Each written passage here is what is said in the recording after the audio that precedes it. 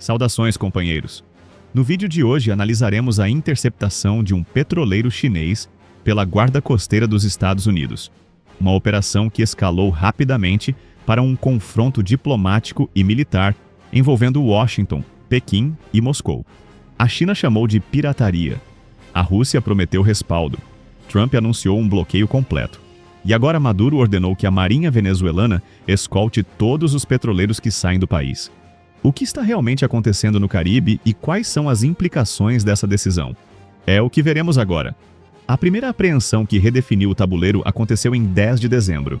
Naquele dia, a Guarda Costeira dos Estados Unidos interceptou o petroleiro Skipper em águas internacionais ao largo da costa venezuelana. A embarcação transportava cerca de 1.800.000 barris de petróleo bruto, tipo Murray, com destino à China. Washington justificou a operação, alegando que o navio fazia parte de uma frota fantasma, operando sob bandeira falsa para contornar sanções americanas. O Skipper já constava na lista de sanções do Departamento do Tesouro por seus vínculos com o Irã. 6 dias depois, em 16 de dezembro, Donald Trump anunciou publicamente o que chamou de bloqueio total e completo a todos os petroleiros sancionados que entram ou saem da Venezuela. Na sua plataforma Truth Social, o presidente americano declarou que a Venezuela estava completamente cercada pela maior armada já reunida na história da América do Sul. Trump exigiu que Caracas devolvesse aos Estados Unidos todo o petróleo, terras e outros ativos que, segundo ele, haviam sido roubados durante a nacionalização da indústria petrolífera venezuelana em 2007. A retórica foi direta.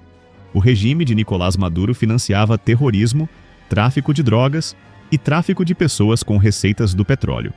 No campo operacional, a presença americana no Caribe se intensificou de forma inédita. O porta-aviões USS Gerald R. Ford, o maior do mundo, foi deslocado para a região em outubro com cerca de 5.000 militares a bordo e 75 aeronaves de combate, incluindo caças F-18 e aviões de guerra eletrônica EA-18G Growler. No final de outubro, o número de soldados norte-americanos na área já somava 10.000, distribuídos em 8 navios de guerra. Sites de rastreamento de voos registraram aeronaves militares americanas voando por períodos prolongados sobre o Golfo da Venezuela e em áreas marítimas próximas à capital Caracas, a poucos quilômetros de cidades como Maracaibo.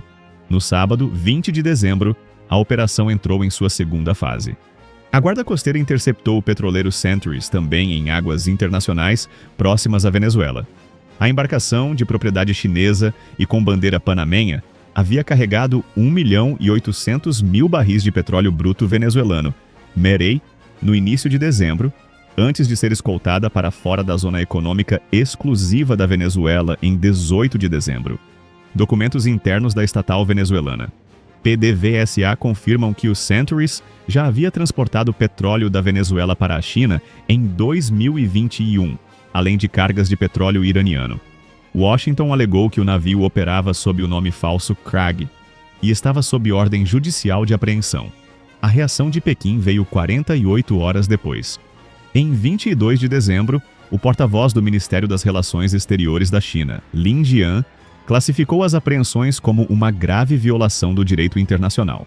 Em entrevista coletiva, Lin declarou que a China sempre se opôs a sanções unilaterais e ilegais, que não têm base no direito internacional e não são autorizadas pelo Conselho de Segurança das Nações Unidas. O porta-voz chinês acrescentou que a Venezuela tem o direito de desenvolver de forma independente uma cooperação mutuamente benéfica com outros países e que a comunidade internacional compreende e apoia a posição venezuelana na salvaguarda de seus direitos e interesses legítimos. O posicionamento chinês não é apenas retórica diplomática. A China é atualmente a maior compradora de petróleo bruto venezuelano, respondendo por cerca de 4% de suas importações totais de petróleo. Em dezembro, analistas de mercado estimam que Pequim importará mais de 600.000 barris por dia da Venezuela, a maior parte da produção diária venezuelana. O petróleo tipo Murray, sancionado pelo Ocidente, dá à China acesso privilegiado a uma matéria-prima estratégica para fortalecer sua independência energética. Em contrapartida, Caracas deve entre 60 e 70 bilhões de dólares a Pequim em empréstimos acumulados ao longo de anos de cooperação. Do outro lado do Atlântico, Moscou também se movimentou.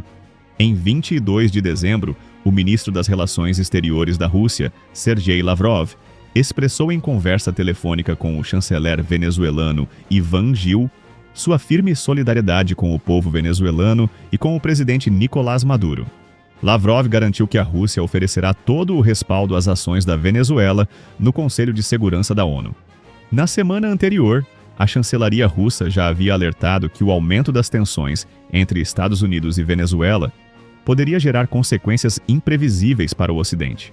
Moscou mantém interesse estratégico na região desde 2001, quando Vladimir Putin recebeu pela primeira vez o então presidente venezuelano Hugo Chávez. Mas o movimento que mudou completamente o cenário veio de Caracas. Na noite de 16 de dezembro, logo após o anúncio de Trump sobre o bloqueio, Nicolás Maduro tomou uma decisão que elevou o nível de risco a patamares inéditos. O presidente venezuelano ordenou que a Armada da Venezuela passasse a escoltar militarmente todos os navios petroleiros que saem dos portos do país. Entre a noite de terça-feira, 16, e a manhã de quarta-feira, 17 de dezembro, diversos petroleiros zarparam do Puerto de José, na costa leste venezuelana, em direção à Ásia, todos sob escolta de navios de guerra da Marinha venezuelana. A decisão de Maduro não foi apenas simbólica. Fontes ouviram pelo The New York Times confirmaram que a ordem foi dada diretamente pelo presidente e que as escoltas navais continuarão para todos os petroleiros venezuelanos, independentemente de estarem ou não na lista de sanções americanas.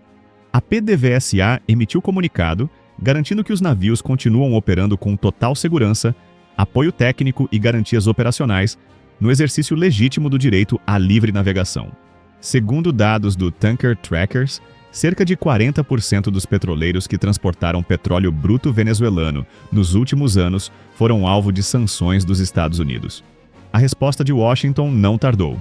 Autoridades americanas confirmaram que estão cientes das escoltas navais venezuelanas e que avaliam opções de resposta. Nenhum detalhe foi divulgado publicamente, mas fontes próximas ao governo Trump indicaram ao New York Times que todas as alternativas estão sobre a mesa. O aumento da circulação de navios de guerra de ambos os lados no Caribe eleva dramaticamente o risco de um incidente em alto mar.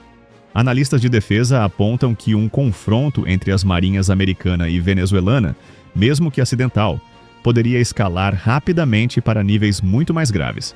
No domingo, 21 de dezembro, veio a terceira interceptação. A Guarda Costeira apreendeu o petroleiro Bela 1, de bandeira panamenha, que rumava para a Venezuela para carregar petróleo. O Bela 1 foi incluído em 2024 na lista de sanções do Departamento do Tesouro por alegadas ligações com o Irã e o grupo libanês Hezbollah. Segundo o site Tanker Trackers, o Bela 1 estava vazio quando foi interceptado, evidenciando que os Estados Unidos agora atuam em ambas as direções, capturando navios que saem carregados e também aqueles que chegam vazios para buscar petróleo venezuelano.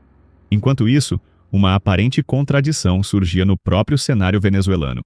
Em 21 de dezembro, a vice-presidente venezuelana Delcy Rodrigues confirmou que o petroleiro Canopus Voyager, pertencente à gigante americana Chevron, havia partido de porto venezuelano transportando 500 mil barris de petróleo tipo Special Hamaca Blend com destino a Frisco, no Texas. A Chevron mantém uma joint venture com a estatal PDVSA e representa cerca de 10% da produção nacional da Venezuela. A empresa opera com uma licença especial que foi renovada pela administração Trump, mas agora pode exportar apenas os 50% que lhe cabem na parceria. Os outros 50% da Venezuela precisam tentar exportar por conta própria, enfrentando o cerco naval americano e agora contando com escolta militar própria. No plano diplomático internacional, Caracas classificou as interceptações como roubo descarado e pirataria internacional. O governo Maduro acusou os Estados Unidos de sequestrar cerca de 4 milhões de barris de petróleo venezuelano em dezembro. O ministro das Relações Exteriores venezuelano declarou que o presidente dos Estados Unidos pretende impor de forma absolutamente irracional um suposto bloqueio naval militar à Venezuela com o objetivo de roubar as riquezas que pertencem à pátria venezuelana. Maduro apelou aos trabalhadores da indústria do petróleo e do gás para organizarem um grande protesto global contra o governo dos Estados Unidos em defesa do livre comércio. Em 22 de dezembro, Maduro transmitiu ao secretário-geral da ONU, Antônio Guterres, sua preocupação com a escalada das ameaças ao país. O presidente venezuelano denunciou a forma inaceitável como os Estados Unidos estão agindo e afirmou que o petróleo, os recursos naturais e o território venezuelano pertencem ao povo venezuelano. Guterres apelou à moderação e à redução imediata das tensões, exortando ambos os países a honrarem suas obrigações perante o direito internacional, incluindo a Carta da ONU, para salvaguardar a paz na região. A resposta dos mercados globais foi imediata. Na segunda-feira, 22 de dezembro, o petróleo fechou em alta pelo quarto pregão consecutivo. O contrato WTI para fevereiro subiu 2,63%, fechando a $58,01 o barril. O Brent para março avançou 2,55%, cotado a $61,58 o barril. Warren Patterson, chefe de estratégia de commodities do banco ING, declarou que as principais questões são: quão eficaz será esse bloqueio e quanto tempo ele durará, fatores que determinarão o impacto no mercado de petróleo.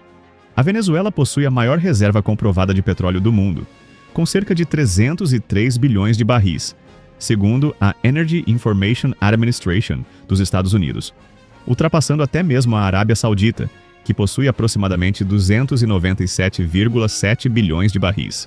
No entanto, grande parte desse petróleo é extrapesado, concentrado na faixa do Orinoco, no leste do país, uma região com cerca de 55 mil quilômetros quadrados que exige altos investimentos e tecnologia avançada para a exploração. As sanções internacionais e a precariedade da infraestrutura local limitam severamente a capacidade de exploração. Atualmente, o país produz cerca de 1 milhão de barris por dia. Desde a apreensão do Skipper, as exportações de petróleo bruto venezuelano caíram abruptamente, situação agravada por um cyberataque que derrubou os sistemas administrativos da PDVSA. Ainda não está claro como a administração Trump implementará o bloqueio aos navios sancionados e se continuará usando a guarda costeira como principal instrumento de interceptação. A presença de milhares de tropas e quase uma dúzia de navios de guerra na região, incluindo o porta-aviões nuclear, indica uma operação de escala muito além do simples combate ao narcotráfico ou da fiscalização de sanções. Para bloquear o mar e interceptar petroleiros, a estrutura militar atual parece claramente excessiva, sugerindo preparação para operações de outra magnitude. Trump, inclusive, revelou recentemente que os ataques norte-americanos podem evoluir de operações no mar para operações em terra. A dimensão mais preocupante dessa crise surge com a decisão venezuelana de escoltar militarmente seus petroleiros. Especialistas em direito internacional e analistas militares alertam que o aumento da circulação de navios de guerra no Caribe cria um ambiente extremamente volátil, onde um erro de cálculo, um mal-entendido nas comunicações ou uma ação mais agressiva de qualquer um dos lados pode resultar em confronto armado direto. Se um navio de guerra venezuelano tentar impedir a interceptação de um petroleiro pela Guarda Costeira americana, ou se forças americanas tentarem afastar uma escolta venezuelana, o resultado pode ser o primeiro combate naval direto entre os dois países em mais de um século. A dimensão geopolítica mais ampla revela que a Venezuela tornou-se um ponto de convergência entre três blocos de poder.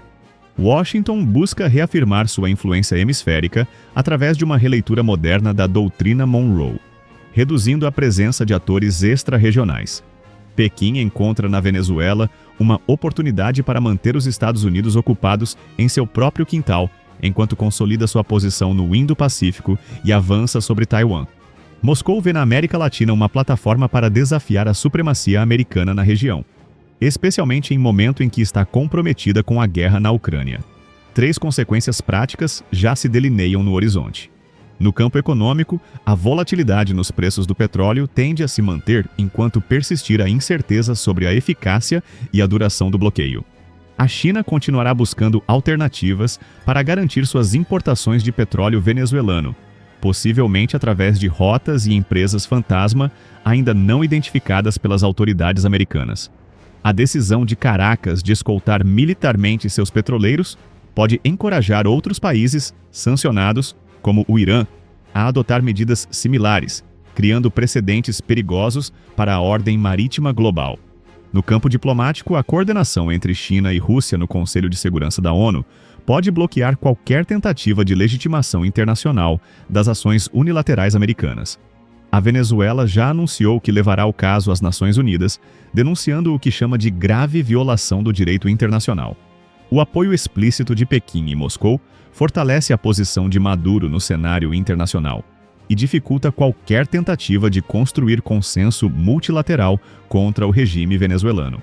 No campo militar, a manutenção de uma frota de guerra de tamanho inédito no Caribe, somada à decisão venezuelana de escoltar seus petroleiros com navios de guerra, cria o cenário mais perigoso desde a crise dos mísseis de Cuba em 1962. A diferença é que agora não existe um canal direto de comunicação entre as partes como existia entre Kennedy e Khrushchev. Qualquer incidente no mar pode escalar antes que os canais diplomáticos consigam reagir. E com potências nucleares como Rússia e China oferecendo respaldo explícito à Venezuela, o risco de uma crise regional transformar-se em confronto global não pode ser descartado. Enquanto as potências falam em estabilidade, o tabuleiro global se move em silêncio. A cada movimento no tabuleiro global surge um novo risco à vista. Aqui você entende o que está por trás das manchetes. Mantenha-se em posição e fique em alerta permanente. E se ainda não está inscrito no canal, inscreva-se já e acione o sino das notificações para não perder nenhuma novidade.